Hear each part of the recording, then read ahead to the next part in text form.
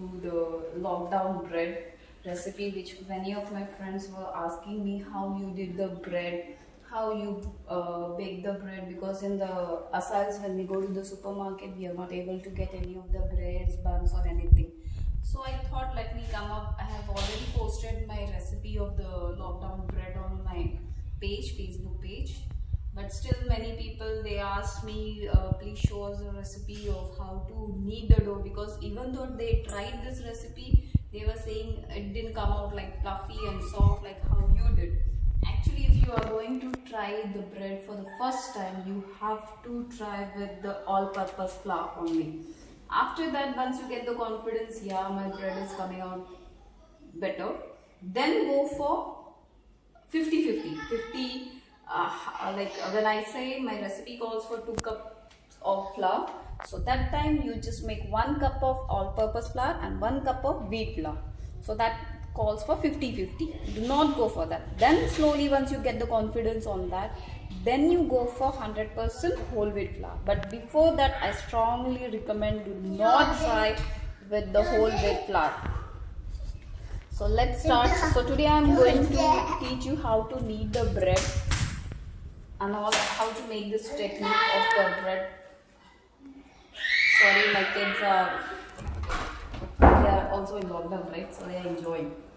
So this is the instant yeast that I am going to use today. This is around 1 tablespoon of yeast, 2 tablespoons of the sugar, 3/4 teaspoon salt. So for proofing the instant yeast, what first I will like to do is add the sugar.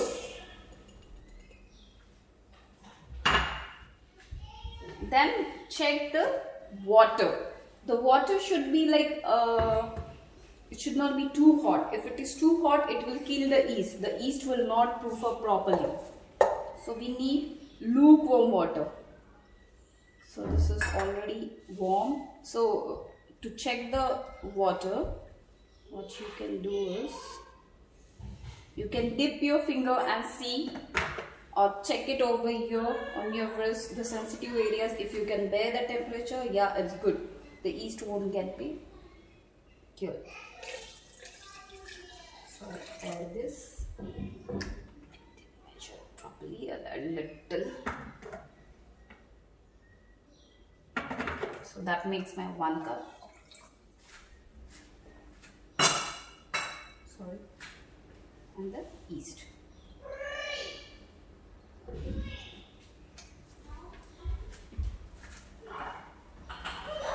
Mix it nicely.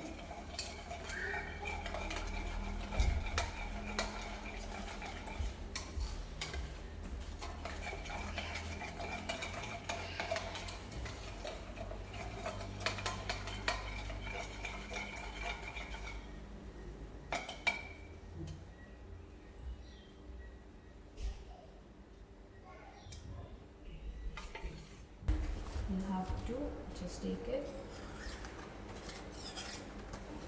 like this.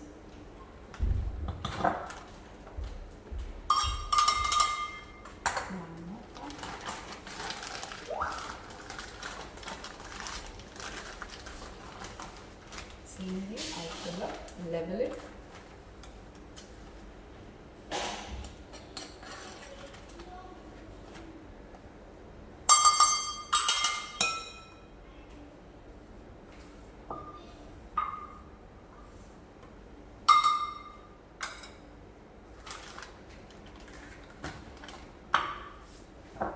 To this, quickly we'll add the salt.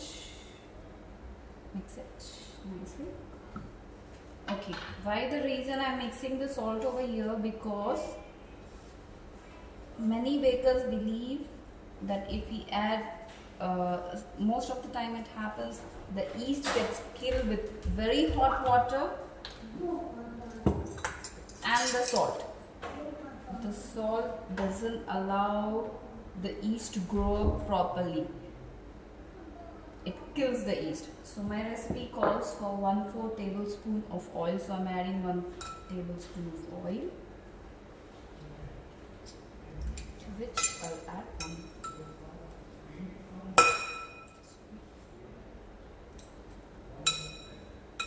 We'll need some more oil for greasing up this bowl when we are going to keep the dough for proofing. So I'll first just mix it nicely.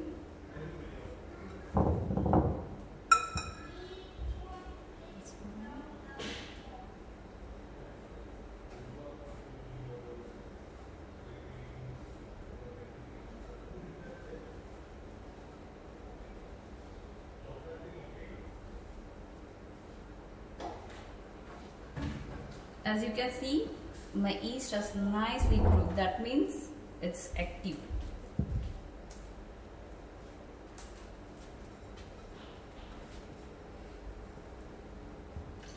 Just add the whole thing.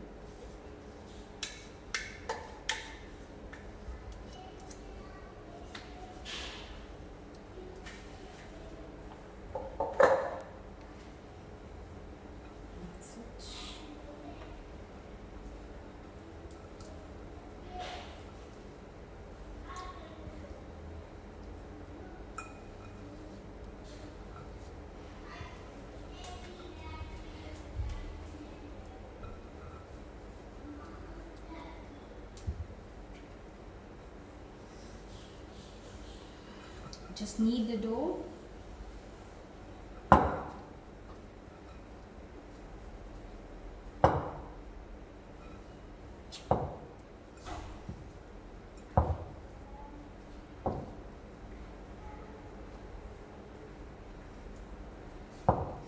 You can see how I'm taking, I'm just pulling up from one end, putting it in the center. Take it, put it in the center. Take it. So what I'm doing in this method is I'm incorporating the air in the dough while kneading it at the same time. This can be very sticky, messy, but don't worry, as you start kneading up the dough, it will form into a small, soft ball.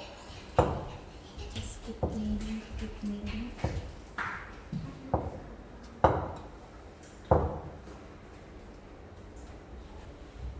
I'm just winding it up. I'll just put a little oil on the top and leave it now. This oil is to prevent it from drying, because we'll leave it to proof for around 2 hours. In that 2 hours, it will nicely proof up. Leave this dough on some warm place, not directly under the sun. If you put it directly under the sun, the dough might dry up. We don't want the dry flour. We want nice and soft. See? So I'm just covering up.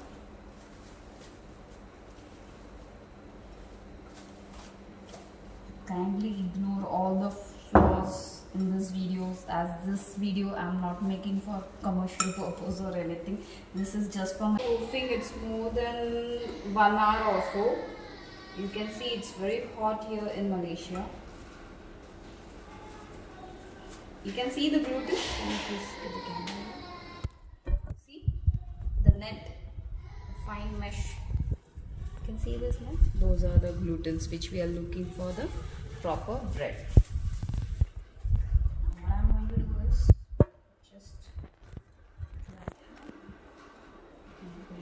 Get them out.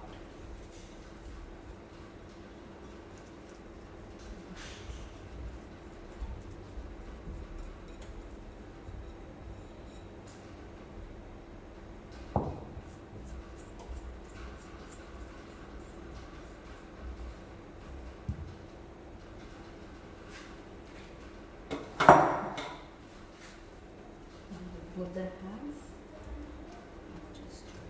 Now some people, I will be making this into a bread. You can use this kind of non-stick loaf pan or the aluminium ones.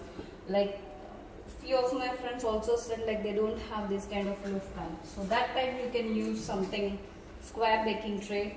Grease the trays very nicely with butter and keep it, or use the butter paper inside this and make this. When you want to make in the square pans, do not pull the dough like this and stretch it.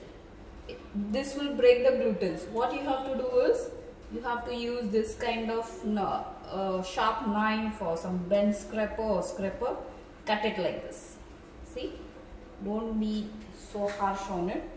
You can make it like this. Since I will be converting this recipe into a bread loaf, I won't be doing. So let me take it. Just grease this loaf pan nicely with the butter.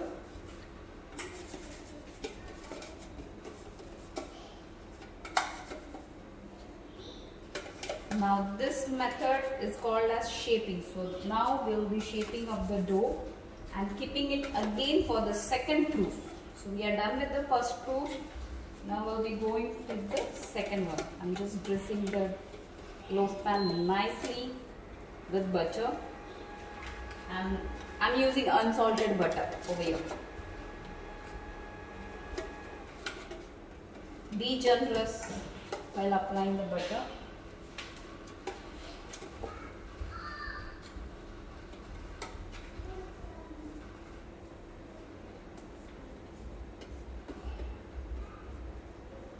If you want, you can also use a butter paper, but I feel greasing the loaf pan with butter gives a nice height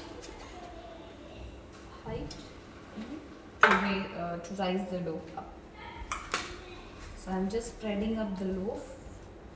If you feel it is very sticky, you can dust the mat or your working surface with a little bit of dry flour. I won't be doing. I want my bread to be very nice and soft. I'm just using my fingers. They are very dry. You can little bit use the butter or the oil. Rub your fingers. Just spread it as much as possible. Okay, so I'm using the fingers just like how you do the pizza dough. Now I'm going to take it, stretch. Okay.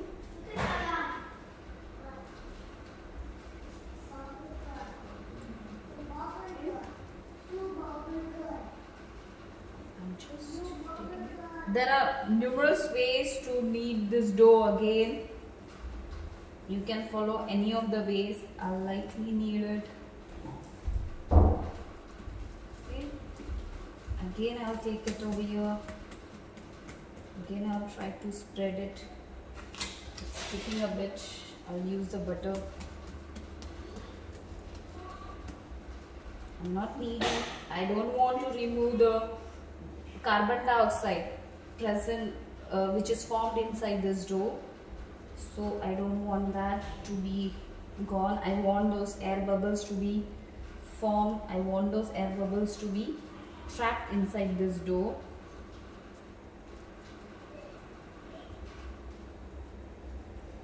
Okay, just take it.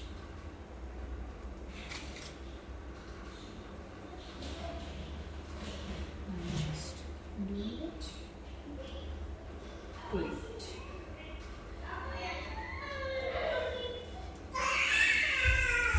Those are my kids.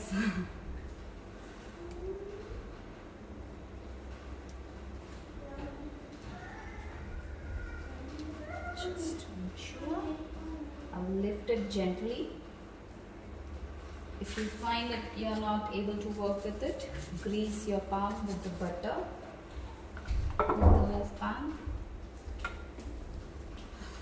With the help of this, you can see, and just spread it inside.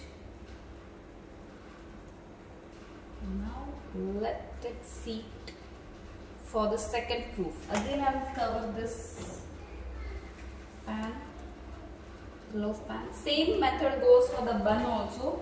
You have to just cut those things, spread the dough, the small buns, spread it and let it proof. So here I have just greased my hand with this butter. Tap, tap, tap.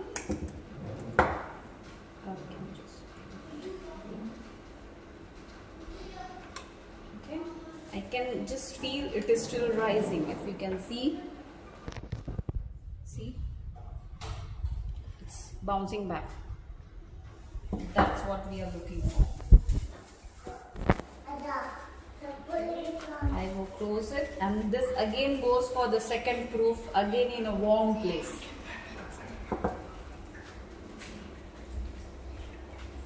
This is my 1 hour rice.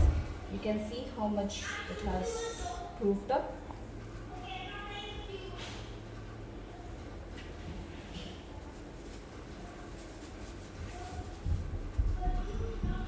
Now what I do, some people do the egg wash on this, some people like to brush it with the milk. I like to use the plain water. Just a little bit.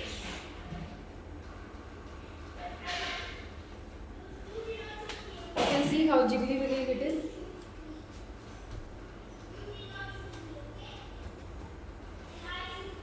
And I have not preheated my oven or anything. I'm not done. For toppings, my kids like to have sesame seeds. They like to have some toppings. Or the chia seeds. It's up to you. If you want, you can add. If you want, don't add. I'll just sprinkle it.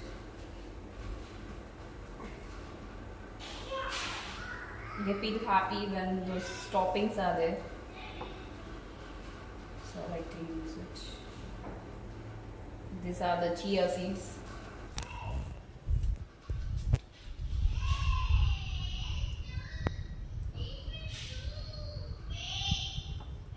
So now we'll pop this in the oven. On the oven now. The oven is cold.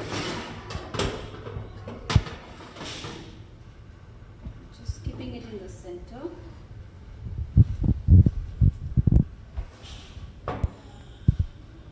It will still rise. The oven is completely cold. This is the temperature setting. I want it at 180 with both the rod top and bottom. This means some people will have the fan go on this setting, and I'll go for around 20. I'll put it for 30 minutes and I'll wait till I get to see the crust golden brown.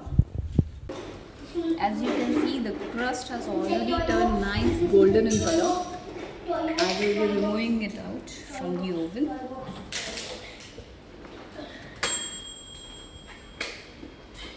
It's very hot.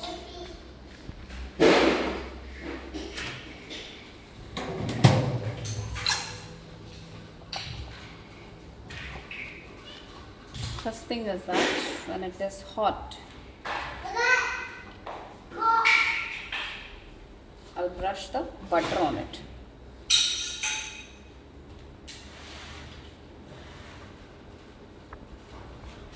This is again the unsalted butter.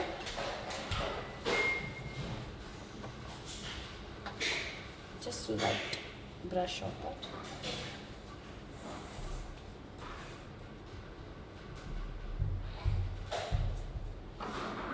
That's it. Now, to check whether the bread is done or not, there are two ways. Either you can insert the food thermometer inside the loaf pan and wait till it reaches 50 to 150 Fahrenheit, or above, at least it should go up to 60 degrees, which is easily going. So I know that my bread is done. And the other way is, just take out the loaf pan. Can you hear the sound? You should knock, it should bounce. I'll just turn it again. It's very hot.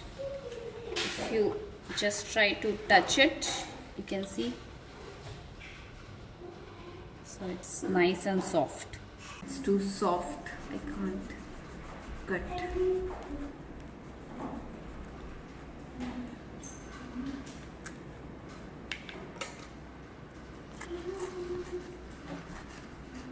I think she needs to buy a bread cutter. So maybe I'll think of it in the coming weeks or months.